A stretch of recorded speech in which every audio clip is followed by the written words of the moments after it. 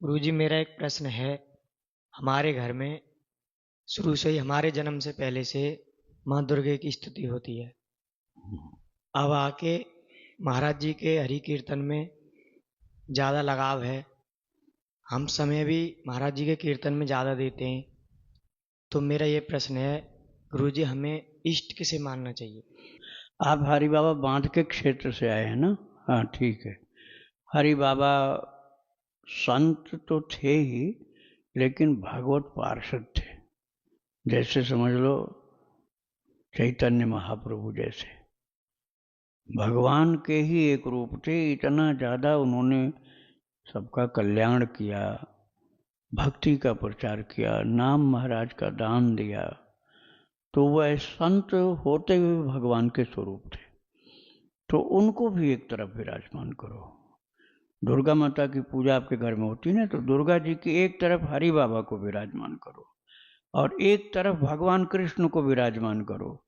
अभी मैंने बताया, शायद आप यहाँ थे कि नहीं, विंध्याचल देवी की बात, बैठे थे ना?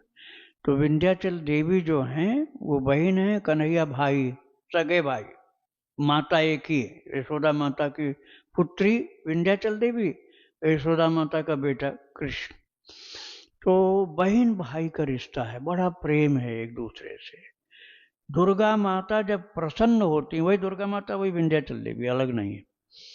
शिव जी जब प्रसन्न होते हैं या दुर्गा माता प्रसन्न होती हैं या गणेश जी प्रसन्न होते हैं, तो निश्चित ही उनको कृष्ण भक्ति प्रदान कर देते। जब प्रसन्न होते हैं तब शिव सेवा कर फल सुत सोई, शिव सेवा कर फल सुत सोई, अविरल भक्ति राम पद होई। शिव जी की सेवा करने पर क्या फल मिलता है? राम जी की अविरल भक्ति मिलती है। वही राम जी ही कृष्ण है, वही राम जी कृष्ण है। तो शिव सेवा करोगे या पार्वती, पार्वती दुर्गा है, या पार्वती शिव पार्वती में कोई भेद नहीं। शिव सेवा करोगे या पार्वती की सेवा करोगे तो अविरल भक्ति राम पद होई, राम जी की अर्थात कृष्ण भगवान की अविरल भक्ति मिलती है। तो ये दुर्गा मैया की कृपा हुई है, जो अब आप कृष्ण की तरफ जा रहे हो, वही ले जा रही हैं आपको कृष्ण की ओर। तो दुर्गा माता, हरि बाबा और भगवान कृष्ण तीनों को विराजमान करो। तीनों ही आपके आराध्य हैं। और इष्ट देव जो हैं, हम तो कहते हैं आप तीनों को इष्ट देव मान सकते हो। और आपके क्षेत्र के लिए तो हरि बाबा ही भगवान है। हरि बाबा को भी इष्ट देव आप मान सकते हो, वो मनुष्य रूप में भगवान ही थे, ऐसा पूर्ण विश्वास रखो आप। मैंने उनका चरित्र 34 भाग में सुनाया है। हरि बाबा का चरित्र यूट्यूब में 34 भाग में भक्ति आश्रम चैनल पर सुनाया है। पूरा आप लोग शायद सुने होंगे आप लोग। तो वो ईश्वर कोटि के संत थे भाई, ईश्वर कोटि के संत थे वो। देखने में मनुष्य जैसे लगते थे, नहीं तो ईश्वर कोटि के संत थे हरि बाबा। आप उनको इष्ट देव मान सकते हैं।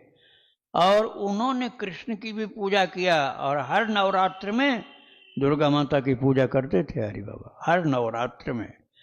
तो उनके आराध्य कृष्ण भी थे, दुर्गा भी थी। और जो माता आती थी ना, कौन माता? आनंदमयी माता।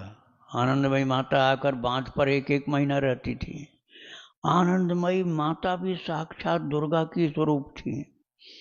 कनखल में जो मंदिर है, दक्षेश्वर मंदिर, वहाँ नव दुर्गा की प्रतिष्ठा है, नव दुर्गा विराजमान है लाइन से। और 10वीं जगह पर आनंदमयी माता की प्रतिमा है। आनंदमयी माता का श्री विग्रह है वहाँ 10वीं जगह। अर्थात आनंदमयी माता को भी दुर्गा के रूप में पूजा जाता है। वह हरि बाबा के बांध पर एक एक दो दो महीना रुकती थी।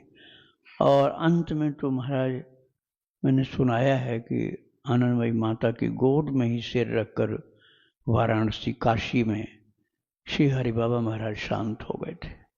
फिर उनको बांध पर लाया गया था। तो आप हरि बाबा को भी अपना इष्ट देव मान सकते हो।